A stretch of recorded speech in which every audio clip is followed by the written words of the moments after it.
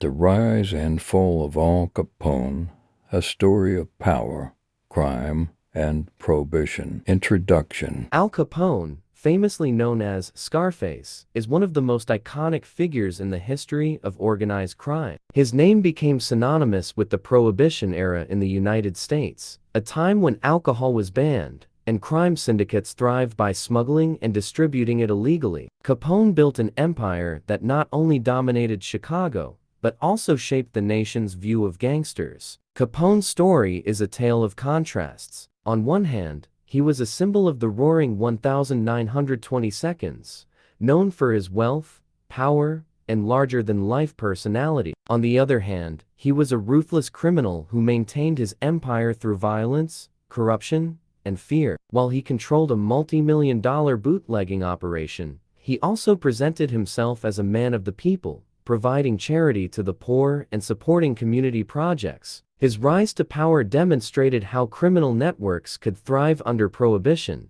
turning a government-imposed ban into an opportunity for immense wealth. However, his eventual downfall highlighted the limitations of power built on illegal activities. Capone's life, full of dramatic highs and devastating lows, remains a captivating story of ambition, crime, and consequence. His rise to power demonstrated how criminal networks could thrive under prohibition, turning a government-imposed ban into an opportunity for immense wealth. However, his eventual downfall highlighted the limitations of power built on illegal activities. Capone's life, full of dramatic highs and devastating lows, remains a captivating story of ambition, crime, and consequence. Childhood and early life. Alphonse Gabriel Capone was born on January 17, 1899, in Brooklyn, New York. His parents, Gabrielle and Teresa Capone, were Italian immigrants who had moved to the United States seeking a better life. They settled in a poor neighborhood where opportunities were scarce, and crime was a constant presence. Gabrielle worked as a barber, while Teresa managed their large family, which included 9 children. As a child,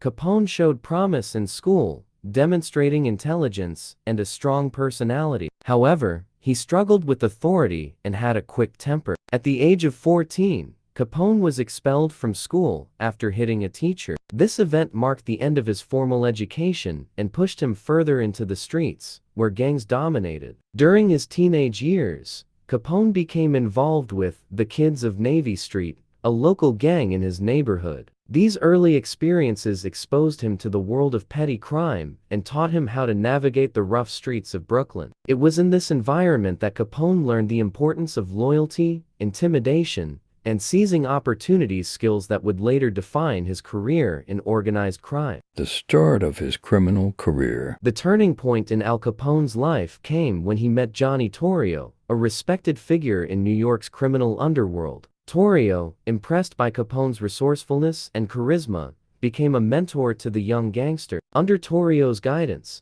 Capone began working in local bars and clubs, where he managed security, dealt with rowdy customers, and enforced the owner's rules. This work gave Capone his first taste of organized crime. During this time, Capone also worked for Frankie Yale, a Brooklyn gangster who controlled several nightclubs. It was while working as a bouncer at one of Yale's establishments that Capone received the scar on his face that earned him the nickname Scarface.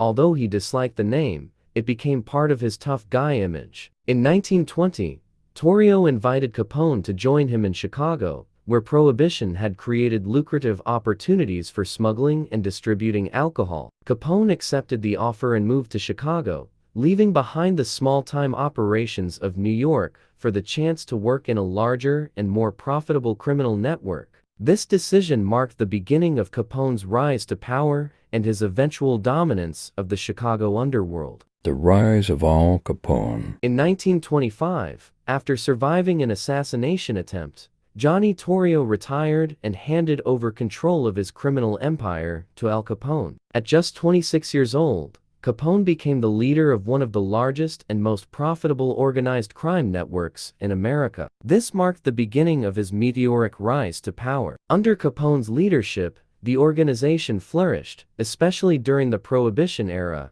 which banned the production and sale of alcohol. Capone's empire focused on smuggling alcohol from Canada, producing it in secret distilleries, and distributing it through an extensive network of speakeasies, hidden bars where people could drink illegally. These operations brought in enormous profits and allowed Capone to expand into other ventures, including gambling dens and brothels. Capone also demonstrated a shrewd understanding of politics. He bribed police officers, politicians, and even judges to protect his businesses and avoid interference from the law. His influence extended far beyond the criminal underworld, making him one of the most powerful figures in Chicago. Despite his violent methods, Capone sought to cultivate a positive public image. During the Great Depression, he funded soup kitchens to feed the poor and provided financial assistance to struggling families. Many viewed him as a modern-day Robin Hood, even as his empire relied on fear and brutality. Capone's combination of generosity and ruthlessness made him both admired and feared,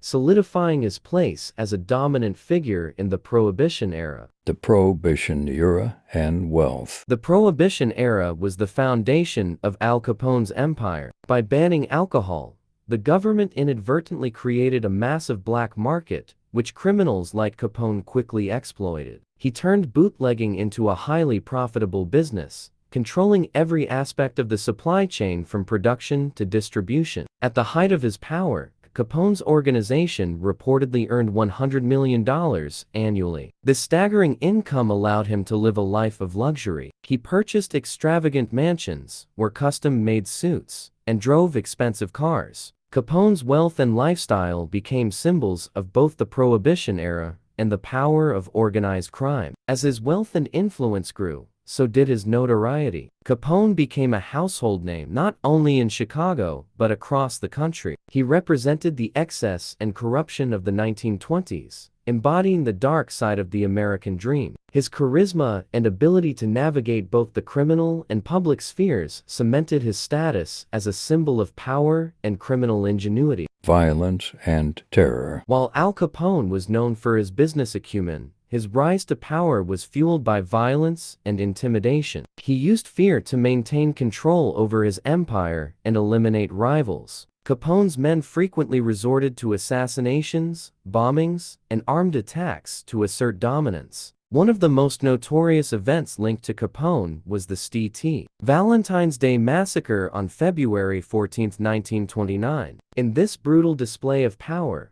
Capone's men, disguised as police officers, executed 7 members of a rival gang led by Bugs Moran. The massacre shocked the nation and underscored the bloody reality of Chicago's gang wars. The public reaction to the massacre was one of outrage, and it drew increased attention from law enforcement. While Capone was not directly linked to the killings, the event painted him as a symbol of the unchecked violence of organized crime. This marked a turning point in his career, as authorities began to intensify efforts to bring him to justice. The fall of Al Capone. Despite his wealth and influence, Al Capone's empire began to crumble under the weight of government pressure. Federal authorities, led by Eliot Ness and his team known as the Untouchables, targeted his bootlegging operations. They conducted raids on breweries and speakeasies, cutting into his profits and disrupting his network. However, it wasn't murder or smuggling that brought Capone down, it was tax evasion. Federal investigator Frank Wilson uncovered evidence that Capone had failed to pay taxes on his illegal earnings. This financial angle provided the government with a way to prosecute him. In 1931, Capone was tried for tax evasion. Despite his attempts to bribe jurors and intimidate witnesses, he was found guilty and sentenced to 11 years in prison. The trial marked the beginning of the end for Capone's reign as Chicago's most powerful gangster. Prison and decline. Capone began his prison sentence at a federal penitentiary in Atlanta, but was later transferred to Alcatraz, the infamous high-security prison. In Alcatraz, he lost the influence and connections that had once protected him. Isolated from his empire, Capone's health began to decline due to untreated syphilis, which affected his mental and physical condition. By 1939, Capone was released early due to his deteriorating health. The once dominant crime boss was now a shadow of his former self. He retired to his mansion in Palm Island, Florida, where he spent the remainder of his life in relative obscurity. Final years of life. In his final years, Al Capone lived quietly with his family, suffering from the long-term effects of syphilis. His cognitive abilities declined, and he was no longer involved in any criminal activities. On January 25, 1947, Capone died of a stroke at the age of 48. His death marked the end of an era, but his story continued to captivate the public. The media reaction to Capone's death was a mix of fascination and reflection. Many remembered him as a violent criminal, while others saw him as a complex figure who had defined an unforgettable chapter in American history. The legacy of Al Capone. Al Capone remains one of the most famous gangsters in history, his story immortalized in films, books, and television shows. The 1983 movie Scarface and the 1987 film The Untouchables brought his legend to new generations, blending fact and fiction to create an enduring image of power and crime. Capone's life also influenced how law enforcement approaches organized crime. His conviction for tax evasion highlighted the importance of financial investigations in dismantling criminal networks. His story serves as a reminder that even the most powerful figures are not immune to justice. Let's test your knowledge. I'm about to ask 10 questions based on this text about Al Capone. Answer in the comments below, and let's see who gets them all right. 1. Where and when was Al Capone born? 2. What was the nickname that Al Capone disliked but became famous for? 3. Who was Al Capone's mentor in the world of organized crime? 4. What illegal activities made Al Capone's empire so successful during Prohibition? 5. What was the annual income of Al Capone's criminal empire at its peak? 6. What infamous event, linked to Al Capone, involved the murder of 7 members of a rival gang? 7. What crime ultimately led to Al Capone's arrest and imprisonment?